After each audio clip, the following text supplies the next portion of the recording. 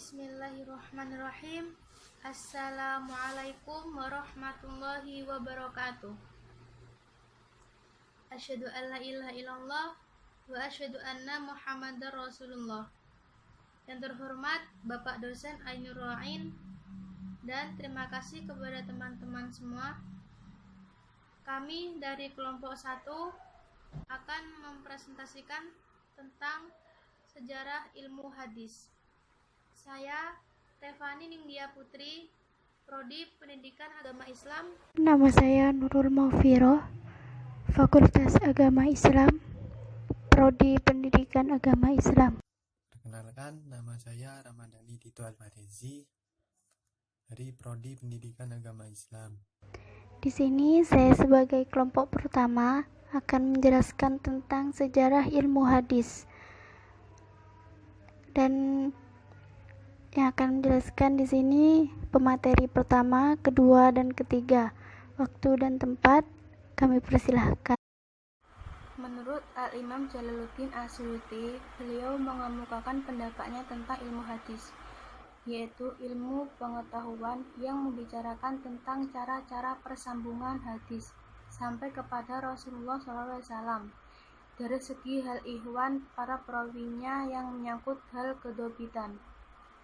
Menurut Ibnu Hajar Al-Asqalani, perawi yang dobit adalah mereka yang kuat hafalannya terhadap apa yang didengarnya, dan kemudian mereka juga mampu menyampaikan hafalan tersebut kapan saja. Ilmu hadis dibagi menjadi dua, ilmu hadis riwayah dan ilmu hadis diroyah. Ilmu hadis riwayah merupakan ilmu pengetahuan tentang periwayatan yang dilakukan secara teliti dan berhati-hati bagi segala sesuatu yang disandarkan kepada Nabi Muhammad SAW, baik dari perkataan, perbuatan maupun persetujuan. Kemudian hadis diroyah itu ilmu pengetahuan tentang hakikat periwayatan dan hal-hal yang berkaitan dengannya. Yang kedua, metode dan pendekatan penelitian dalam ilmu hadis. Metode dan pendekatan penelitian dalam ilmu hadis itu banyak versinya.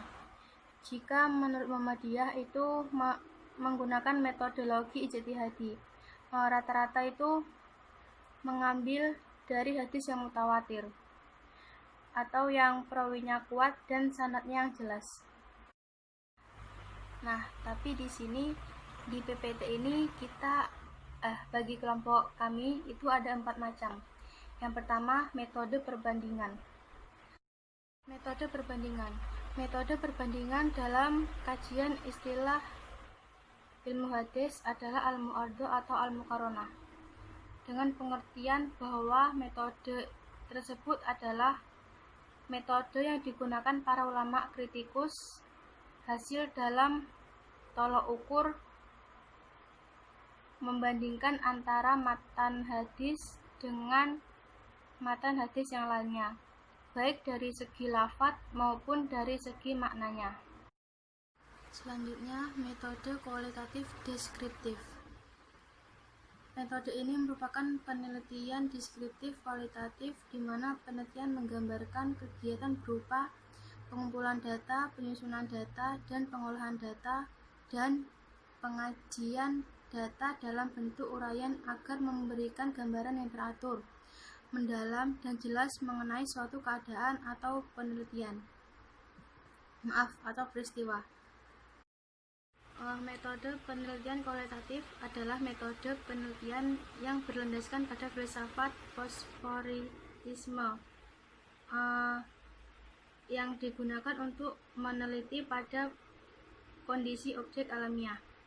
Kemudian dalam definisi tersebut dapat disimpulkan bahwa yang dimaksud penelitian kualitatif adalah penelitian yang bermaksud untuk memahami fenomena tentang apa yang dialami oleh subjek penelitian, misalnya pelaku, persepsi, motivasi, tindakan, dan lain-lain, secara holistik dan dengan cara deskripsi dalam bentuk kata-kata dan bahasa. pada suatu konteks khusus yang ilmiah dengan memanfaatkan berbagai metode ilmiah. Selanjutnya, pendekatan normatif. Pendekatan normatif ini berawal dari teks yang sudah tertulis dalam kitab suci masing-masing agama.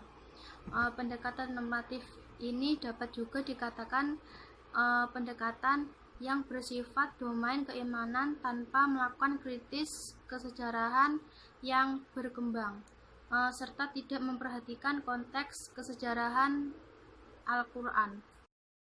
Kemudian yang terakhir yaitu pendekatan historis.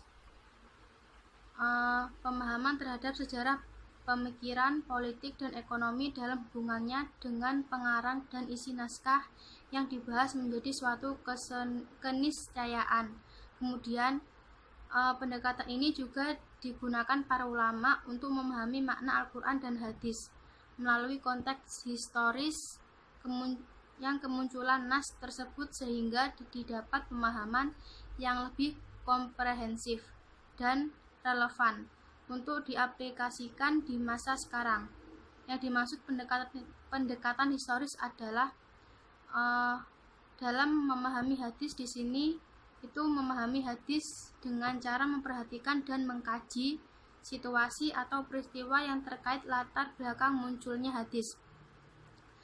Dengan kata lain, pendekatan historis adalah pendekatan yang dilakukan dengan cara mengkaitkan antara ide dan gagasan yang terdapat dalam hadis dan determinasi sosial dan situasi historis kultural yang mengitarinya untuk kemudian didapatkan konsep ideal moral dan didapat dikontekstualkan sesuai perubahan dan perkembangan zaman.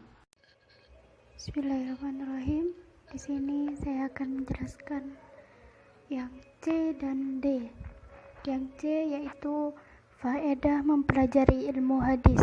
Yang pertama, kita harus mengetahui istilah-istilah yang disepakati ulama hadis dalam penelitian hadis. Yang kedua, mengetahui kaedah-kaedah yang disepakati para ulama dalam menilai, menyaring, dan mengklarifikasikan di dalam beberapa macam, baik dari segi kuantitas maupun kualitas sanad dan matan hadis. Yang ketiga yaitu mengetahui usaha-usaha dan jerih payah yang ditempuh para ulama dalam menerima dan menyampaikan periwayatan hadis. Yang keempat, mengenal tokoh-tokoh ilmu hadis, baik hadis diroyah maupun riwayah.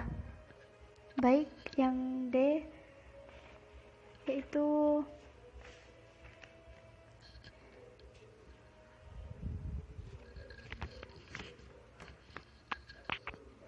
sejarah perkembangan ilmu hadis. Yang pertama, pada periode Rasulullah SAW, kritik atau penelitian terhadap suatu riwayat hadis yang menjadi cikal bakal ilmu hadis. Yang kedua, pada periode sahabat, penelitian hadis yang menyangkut sanad maupun matan hadis semakin menampakkan wujudnya. Pada akhir abad kedua Hijriah, barulah penelitian atau pengkritikan hadis mengambil bentuk sebagai ilmu hadis teoritis. Baik, saya kembalikan kepada pemateri yang ketiga. Saya akan menjelaskan cabang-cabang ilmu hadis. Ilmu rijal al-hadis, ilmu yang mempelajari waktu yang membatasi keadaan, kelahiran, wafat, peristiwa, atau kejadian, dan lain-lain. Ilmu al-jad wa at-tadil, ilmu yang membahas nilai cacat al-jad atau adilnya al-tadil seorang perawi dengan menggunakan ungkapan kata-kata tertentu. Ilmu ilal al-hadis, ilmu yang membahas tentang sebab yang sanar yang membuat kecacatan kesahihan hadis. Ilmu Gharib al-Hadis, ilmu yang mempelajari makna matan hadis dari lafal yang sulit dan asing bagi kebanyakan manusia karena tidak umum dipakai orang Arab. Ilmu Muta'alif al-Hadis, ilmu yang membahas hadis-hadis lahirnya terjadi kontradiksi akan tetapi dapat dikompromikan. Ilmu Nasyi wa Mansuh, ilmu yang membahas tentang hadis-hadis yang nasah dan yang dinasah. Ilmu Fan al-Mubhamat, ilmu yang membicarakan tentang seorang yang samar. Namanya dalam matan atau sanad. Ilmu Asbat Wurud al-Hadis, ilmu yang menjelaskan tentang sebab-sebab datangnya hadis, latar belakang dan waktu terjadinya. Ilmu Tas'if wa Tahrif, ilmu yang membahas hadis-hadis yang diubah titiknya mushaf atau dirubah bentuknya musharraf. Ilmu Mushalafi al-Hadis, ilmu yang membahas tentang pengertian istilah-istilah ahli hadis yang dikenal antar mereka. Terima kasih. Sekian dari kelompok kami, dari kelompok 1. Jika ada salah kata atau pengucapan, mohon dimaklumi, dan terima kasih sebanyak-banyaknya. Wassalamualaikum warahmatullahi wabarakatuh.